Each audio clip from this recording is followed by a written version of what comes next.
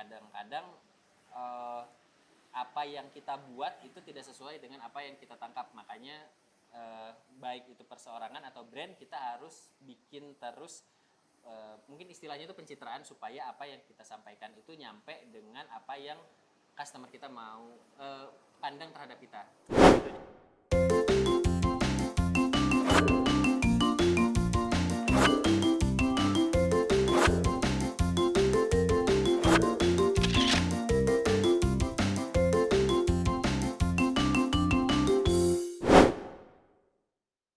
Assalamualaikum warahmatullahi wabarakatuh. Ketemu lagi di sini di Cium, cerita inspiratif unik Maum dan Paum. Nah, teman-teman, pasti ada yang punya cita-cita jadi seorang influencer kan? Yang pengen terkenal dari sosial media, pengen bisa buat jualan, bisa buat bikin konten, atau pengen jadi artis juga. Nah, kali ini kita kedatangan bintang tamu yang spesial sekali. Namanya Kang Willy. Halo. Kang Willy ini seorang sosial media strategis. Nah, jadi bagaimana caranya biar konten-konten teman-teman bisa naik cepat dan teman-teman juga bisa jualan di situ. Nah, pertama nih yang mau saya tanya nih Kang Willy nih. Nah, sebenarnya kan kalau tadi bilang branding ya. Sebenarnya apa sih branding itu gitu? Branding ini sebenarnya apa yang, kalau untuk personal branding sendiri atau enggak untuk brand, sebenarnya apa yang ingin customer persepsikan terhadap kita. Gitu. Kadang-kadang apa yang kita buat itu tidak sesuai dengan apa yang kita tangkap. Makanya baik itu perseorangan atau brand, kita harus bikin terus mungkin istilahnya itu pencitraan, supaya apa yang kita sampaikan itu nyampe dengan apa yang customer kita mau pandang terhadap kita. Oh gitu. Jadi intinya bagaimana cara pandang orang terhadap kita. Yes. Nah, itu kita yang mencoba bangun. Yes, betul. Oh, oke. Nah, untuk menggapai hal itu kira-kira apa yang harus dilakukan? Langkah-langkahnya. Nah, sebenarnya untuk branding sendiri itu tuh ada banyak cara, tapi yang paling penting itu adalah ketika kita mau bikin branding atau enggak kita mau bangun baik itu personal branding ataupun brand, kita tuh harus tahu dulu nih ending goals-nya tuh mau kemana. Jadi contoh, kalau misalkan kita sebagai influencer, kita mau jadi influencer, kita tuh harus tahu dulu nih kalau sampai channel kita growth, sebetulnya yang mau kita layani itu siapa. Karena gini, ketika kita bikin konten itu sebetulnya konten itu bukan buat kita, tapi konten itu buat audiens kita. Nah, berarti yang harus kita tentukan pertama adalah audiens kita tuh siapa dulu. Audiens kita tuh siapa, kemudian nextnya itu kalau misalkan sampai channel kita besar, audiens kita besar, kira-kira brand apa nih yang bisa support kita. Karena tetap balik lagi, endorse ataupun bantuan dari pihak ketiga itu menentukan kesuksesan channel kita. Karena kita juga nggak mau nih, kayak misalnya kita udah capek-capek bikin konten tapi nggak ada yang endorse atau nggak ada yang support. Betul. Gitu. Jadi yang pertama kita tentuin dulu audiensnya siapa, kemudian kira-kira kalau sampai ini besar, apakah ada industri yang mau support kita. Gitu. Contoh misalkan kita mau bikin konten tentang parenting. Kita tahu bahwa ketika kita konten parenting itu yang disasar itu anak-anak, tapi penonton kita tuh ibu-ibu. Orang tuanya, betul. Berarti mulai dari gaya bahasa, kemudian cara penyampaian materi, itu tuh yang kita sasar memang ibu-ibu muda gitu. Berarti kalau kita sasaran ibu-ibu muda dari sisi bahasa dan cara penyampaiannya pun mungkin bisa sedikit lebih modern. Beda ketika yang kita sasar orang tua tuh kan harus pelan-pelan, terus kita nggak bisa tuh pakai istilah-istilah kekinian. Nah, dari situ kemudian ketika kita udah tahu nih, oh audiensnya orang tua muda, kemudian kita lihat kira-kira siapa aja nih brand yang kita bisa ajak kerjasama kalau channel ini besar. Kan maksudnya baik produk susu, kemudian produk baju anak dan segala banyak banget lah. Oh gitu. Nah, tadi kan bicara tentang yang kita sasar itu kan orang lain ya. Jadi siapa sih yang mau kita sasar, audiensnya apa? Betul. Nah, kadang-kadang kan itu wah ini bukan gua banget gitu. Nah, jadi gimana tuh antara idealisnya kita sama needs-nya pasar? Kan kadang-kadang gini, kita ngeliat nih di pasar tuh yang lagi rame apalah satu hal gitu ya yang lagi rame. Nah, kalau kita bikin yang punya kita sebenarnya tidak menarik, tapi menarik buat kita. Itu kadang-kadang kan suka bentrok gitu tuh. Apakah kita harus nurutin kemauan pasar atau idealis kita?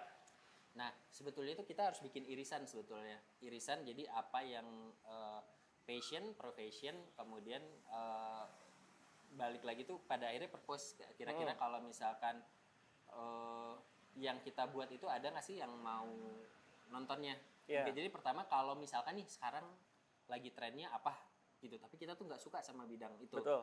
Nah, kalau misalkan itu cuma jangka pendek, kita cuma bikin konten 1-2 konten karena itu lagi hype, nggak apa-apa. Tapi kalau itu dijadikan sebagai main konten utama kita, itu disarankan sih nggak, karena nanti akan burn out. Jadi untuk konten itu memang ketika kita bikin konten, mending start dari apa yang kita kuasai.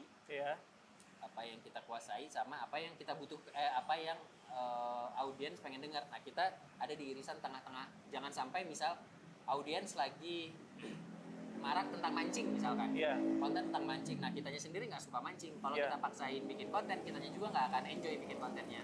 Oh, gitu. Tapi enjoy itu penting ya? Penting ya? Karena itu menentukan gini, bikin konten itu yang paling susah itu adalah istiqomah, gimana kita harus terus-terusan bikin konten. Nah, kalau ternyata kitanya sendiri nggak suka sama apa yang kita kerjain, itu tuh ya umur dari kontennya biasanya pendek. Karena kitanya sendiri nggak suka ngerjain apa yang kita burn out. Gitu. Jadi teman-teman harus cari dulu nih kira-kira konten apa yang cocok dengan dirinya sendiri dan lagi hype apa nih, terus kawinin di tengah. Nah, jadi bisa ketemu. Nah, itu kan juga kaitannya misalnya gini. Kita kan tahu nih usia maksudnya gini, platform itu kan menjangkau usia-usia juga tuh ya. Betul. Jadi untuk yang Facebook rata-rata orang yang lebih tua, terus TikTok yang lebih muda gitu, Instagram di tengah-tengah. Nah, itu kira-kira gimana? Ada tips nggak untuk masing-masing karakteristik untuk kita bikin konten di tiap channel itu, di platform itu? Betul. Nah, jadi yang harus kita tahu itu memang dari 3 channel tadi, kalau kita bicara Instagram, TikTok, sama Facebook, itu tuh tiga-tiganya tuh punya karakteristik umur sendiri-sendiri. Kalau Facebook itu 35 tahun ke atas kebanyakan. Kalau Instagram itu 18-35, nah TikTok itu startnya dari 13. 13 tahun? Iya, 13-25 main ininya, penontonnya. Nah, kita harus tahu dulu nih kira-kira audiens kita ada di mana. Kalau audiens kita misalkan di 30-an, berarti kita mending fokusnya di Instagram. Tapi kalau kita ada di irisan nih, misalnya konten kita tuh rata-rata 20-25 ibu-ibu muda misalnya. Oh, berarti kan itu TikTok masuk, Instagram masuk. Gitu. Nah, kita upload di dua-duanya aja gitu. Nah, kebetulan kan kalau sekarang tuh untuk Instagram sendiri yang lagi rame tuh Reels, formatnya tuh kayak format story. Jadi ketika kita bikin satu konten, itu tuh kontennya tuh bisa diupload di Instagram dan di TikTok juga. Jadi satu video tapi bisa diupload kedua channel itu dengan video yang sama. Oh, gitu. Karena nanti tuh akan terbentuk audiens sendiri-sendiri tuh. Orang yang lebih nyaman di Instagram, dia akan mengkonsumsi konten kita di Instagram. Orang yang nyaman di TikTok akan mengkonsumsi konten kita di TikTok. Nah, kemudian yang menarik lagi, sebetulnya kalau kita bicara TikTok itu nggak butuh follower. Betul. Jadi gitu. kalau kita Instagram nih, kita bicara Instagram feed, kalau follower kita masih 0 dan kita upload konten, pasti nggak akan ada yang lihat, nggak akan ada yang like, karena konten kitanya sendiri nggak ada yang nge-follow. Nah, kalau TikTok itu tuh dia secara algoritma tuh persona base. Jadi 3 konten pertama yang di like itu akan menentukan konten berikutnya yang dikasih. Jadi kalau TikTok tuh kontennya dikasihin ke kita, nggak berdasarkan, tidak serta-merta apa yang kita follow, tapi misalkan nih saya baru download TikTok, konten yang kita like itu kebanyakan kontennya konten parenting. Maka ketika kita bikin konten parenting, konten-konten kita walaupun kita nggak punya follower itu akan dikasih ke orang-orang yang suka nge-like-in parenting. Gitu akhirnya jadi walaupun kita nggak punya follower, yang nonton kita tuh jauh lebih banyak walaupun kita nggak punya follower, lebih gampang viral juga kalau di TikTok. Jadi sebenarnya secara algoritma TikTok itu jauh lebih memudahkan kita untuk viral. Nah, algoritma ini juga ditiru oleh Reels. Jadi kalau kalian mau fokus ke Instagram, jangan fokus di feed-nya, tapi fokusnya di Reels-nya. Karena sama apa yang di like sama audiensnya, kontennya yang dikasih. Oh, gitu. Kalau YouTube sendiri gimana? Nah, kalau YouTube tuh beda. YouTube itu dia search base. Jadi dia itu sama kayak Google. Jadi kayak untuk konten-kontennya konten-konten yang dicari. Jadi kalau untuk untuk YouTube itu permainan itu ada di kata kuncinya, kata kunci. Jadi kayak misalkan kita harus tahu dulu topik kita tentang parenting. Nah, kata kunci yang dicarinya itu harus ada di judul sama ada di deskripsi sama judul dan deskripsi dan hashtag juga, tapi sebenarnya paling utamanya sih di judul. Nah, kalau di judulnya ada, orang nge-search di Google nih cara mengatasi anak tantrum misal, itu ada di judul. Nah, ketika orang search di Google dan ada videonya, biasanya YouTube tuh ada di posisi kedua. Posisi pertama tuh kan yang iklan dulu. Nah, keduanya tuh kalau memang kontennya ada videonya, yang keluar tuh video YouTube dulu, baru artikel-artikel. Gitu. Jadi konten kita juga jadi lebih mudah dicari. YouTube juga sama sebetulnya, dia nggak butuh subscriber betul. Karena subscriber tuh kalau kita subscribe memang kemungkinan kita ditontonnya lebih banyak karena kan yang subscribe dia akan dapat notifikasi. Betul. Tapi kalaupun misalkan subscriber kita 0 tapi kata kunci kitanya bagus, ya kita bisa dicari sama orang. Oh gitu. Nah, ini ada satu lagi nih, teman-teman pasti tahu short ya. Nah itu gimana short? Nah short itu short itu sebenarnya awal mulainya tuh dari kesuksesan TikTok sebetulnya. Jadi kalau ketika TikTok booming dengan video pendek, YouTube itu Instagram itu kan dia bikin reels dengan algoritma yang sama. Nah akhirnya karena YouTube juga nggak mau ketinggalan, dia bikin juga tuh YouTube Short. Jadi YouTube Short itu sebenarnya format video vertikal yang panjang sama kayak Story ataupun TikTok, tapi durasinya itu di bawah 1 menit.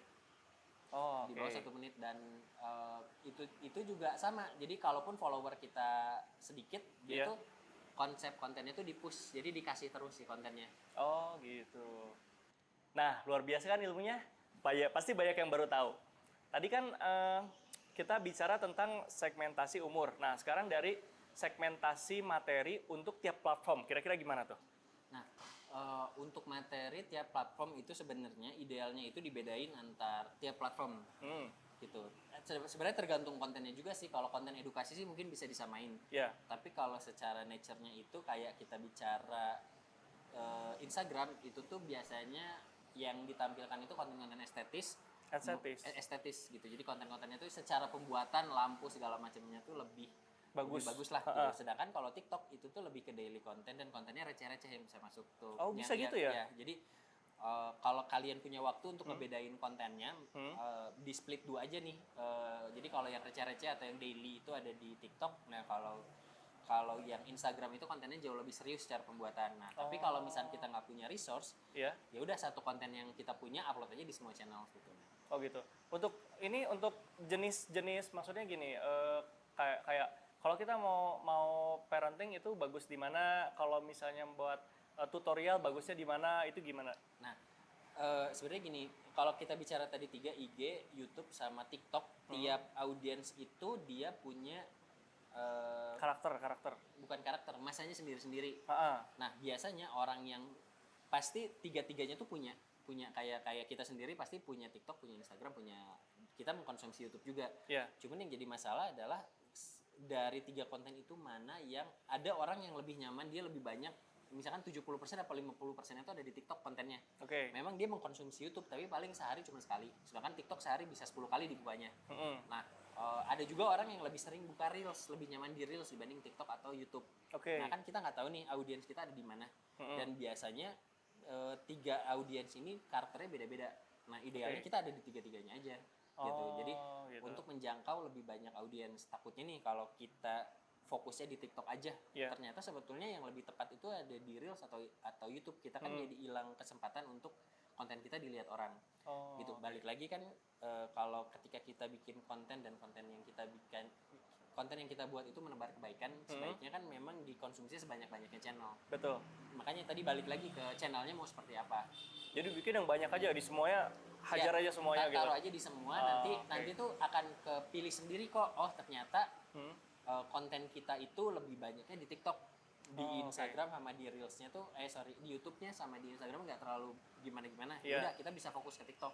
Tapi jangan sampai nih kita langsung menjustifikasi bahwa misalkan udah konten kita tuh pasti audiensnya ada di TikTok misalkan. Padahal Instagram sama YouTube-nya kita belum pernah coba.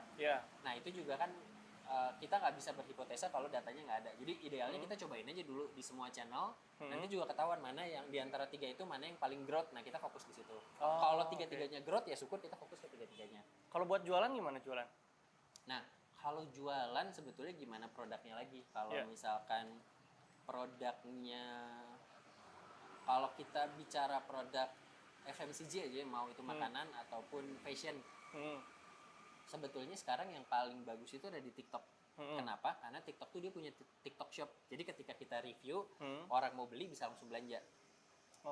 Kalau di Instagram itu kan dia nggak bisa belanja. Jadi kalau misalkan ada yang suka, kita harus alihkan dia either ke Shopee atau ke website kita. Nah YouTube juga sama, dia kan nggak punya channel belanja. Jadi kalau misalkan kita udah suka nih sama reviewnya, kemudian mau belanja harus masuk ke either marketplace atau website kita. Nah, yang menarik lagi sebetulnya 70% orang yang beli di TikTok itu impulse buying. Impulse gimana maksudnya? Impulse jadi orang yang lihat dia nggak mikir, ini kok kontennya keren ya. Kalau ada di situ produknya dia langsung belanja tanpa mikir. Oh bisa gitu ya? Iya, jadi konten orang-orang di TikTok itu tipikalnya orang yang belanja, orang yang panasan belanja di ngelihat konten bagus dia bisa langsung belanja di situ karena kan dimudahkan juga begitu kita lihat review produk ada produknya yang bisa langsung dibelanjain bisa langsung belanja di situ. Ada call to actionnya gitu sih? Iya. Oh gitu. Kalau di YouTube atau Instagram kan begitu diklik masuk dulu ke marketplace. Di marketplace biasanya itu bersaing sama yang lain dulu betul, gitu. Orang mau beli itu karena behavior marketplace itu dia akan ngebandingin, gue mau langsung beli, siapa tahu ada yang lebih murah. Dia akan cari lagi. Nah akhirnya produk kita jadi nggak laku. Sedangkan kalau di TikTok itu tuh kan nggak ada pembanding sebetulnya. Begitu orang lihat konten di situ, kalau mau belanja bisa langsung di situ, orang bisa langsung belanja juga di situ. Jadi sebenarnya kalau mau belanja sekarang TikTok Shop itu powerful sih. Powerful ya? Ya bisa start dari situ. Karena kan bicara TikTok, Instagram, YouTube, Facebook kok jarang disebut sih. Nah, si Facebook itu sebenarnya dia punya marketplace sendiri untuk channel, tapi sebetulnya gini, Facebook itu sekarang itu udah mulai ditinggalkan. Oh iya gitu. Jadi bukan kalau secara user tuh Facebook tetap banyak. Cuman yang jadi masalah adalah kayak kita berkaca ke diri kita sendiri, dalam seminggu berapa kali sih buka Facebook? Gitu.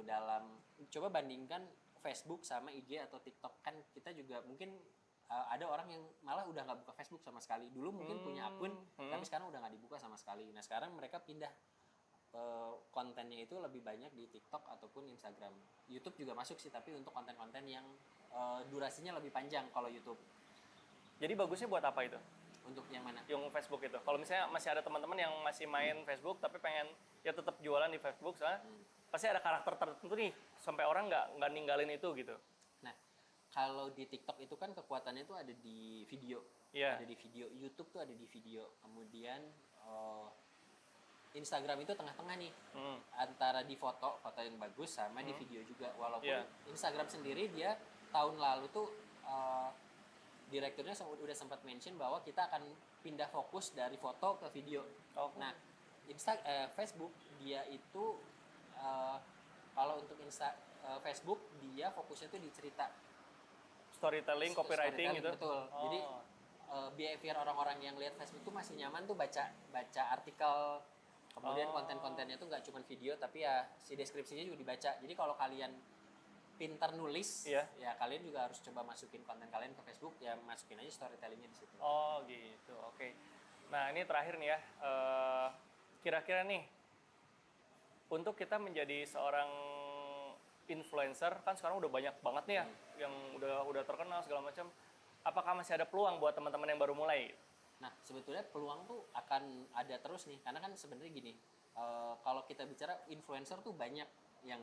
Influencer tuh banyak sekarang, tapi sebetulnya nggak semua influencer juga dia stay di influencer. Ada di tengah-tengah juga yang berguguran, akhirnya udahlah karena kesibukan akhirnya dia nggak bisa bikin konten. Gitu. Jadi nggak usah khawatir ketika kalian mau jadi influencer, bikin aja kontennya. Kemudian yang paling penting adalah kalian harus menemukan pembeda dari influencer yang lain. Apapun itu, mulai dari konten, cara sapaan, cara kalian membawakan acaranya. Karena kalau kalian sama-sama aja, ya kalian nggak akan bisa berbeda di antara yang lain. Jadi pertanyaannya adalah kenapa kita harus nonton konten kalian? Itu sih yang pertanyaan pertama yang harus kalian jawab ketika kalian mau jadi content creator.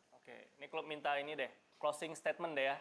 Terakhir, kita dengar closing statement buat teman-teman yang baru mulai jadi influencer. Nah, ketika teman-teman mau jadi influencer, nah pertama itu sebenarnya balik lagi nih, kalian itu harus tahu dulu nih, kalian tuh sebenarnya sukanya apa, passion kalian tuh kemana. Terus yang paling penting sebenarnya bukan hanya passion, tapi passion kalian tuh harus punya value dulu nih. Karena percuma passion kalian kalau ternyata nggak ada value-nya dan tidak bikin orang tertarik untuk nonton, juga pada akhirnya konten kalian nggak akan dikonsumsi. Yang kedua itu kalian tentukan audiensnya. Audiensnya itu sebenarnya menentukan jenis konten yang akan kalian bikin dan bagaimana kalian menyapa si audiensnya itu sendiri. Gitu. Nah, ketiga ya udah tinggal kalian jawab keresahan-keresahan yang ada di audiens yang mau kalian sasar, disatuin sama tadi passion dan value yang kalian punya. Luar biasa sekali closing statementnya dan ilmunya hari ini. Saya juga banyak belajar hari ini sebagai seorang konten kreator yang baru mulai juga. Saya juga banyak belajar di sini. Pasti teman-teman juga seneng kan dengar ilmu-ilmu seperti ini. Nah, makanya kalau misalnya teman-teman mau dapat konten-konten yang lebih banyak lagi, yang lebih berkualitas lagi, jangan lupa subscribe channel di bawah ini. Oh ya, jangan lupa follow juga nih Instagramnya ya di sini, di depan muka saya aja nih Instagramnya, depan muka saya ini ya. Jangan lupa follow Instagramnya Kang Willy, juga akun YouTube-nya. Ada akun YouTube-nya ini juga nih, akun YouTube-nya di sini. Jangan lupa tunggu konten-konten berikutnya di channel Cium Cerita Inspiratif Unik Maum dan Paum. Wassalamualaikum warahmatullahi wabarakatuh. Dadah.